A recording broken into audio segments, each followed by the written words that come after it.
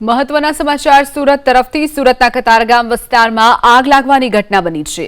લક્ષ્મી એન્ક્લેવમાં આગ લાગવાની ઘટના ફાયરની ટીમ ઘટના સ્થળ પર પહોંચી છે। લક્ષ્મી એન્ક્લેવમાં આગ લાગવાની ઘટના બની છે। ભીષણ આગને પગલે અફરાતફરીનો માહોલ, ફાયરની ટીમ પણ ઘટના સ્થળે પહોંચી છે। કતારગામ વિસ્તારમાં આ આગ લાગવાની ઘટના બની છે।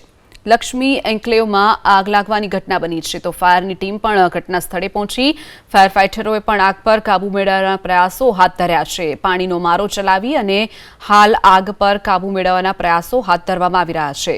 તો બીજી તરફ ક્રેનની મદદથી તમામ જે ફસાયેલા લોકો હોય તેમને નીચે ઉતારવામાં આવી રહ્યા છે। સુરતના કતારગામ વિસ્તારના આ દ્રશ્યો છે જ્યાં બપોરના સમયે આગ લાગતા અફરાતફરી મચી ગઈ છે। લક્ષ્મી એન્ક્લેવમાં ભીષણ આગ લાગવાની ઘટના બની છે। ફાયરની ટીમ પણ ઘટના સ્થળે જ પહોંચી છે। સાથે જ પાણીનો મારો ચલાવી આગ પર કાબુ મેળવવાના પ્રયાસો હાથ ધરી દેવામાં આવ્યા છે। આગ પર કાબુ મેળવવાના પ્રયાસો ફાયરની ટીમ કરી રહી છે। તો બીજી તરફ કોઈ વ્યક્તિ ફસાયું હોય તો તેને આ હાઇડ્રોલિક ક્રેનની મદદથી નીચે ઉતારવામાં આવી રહ્યા છે।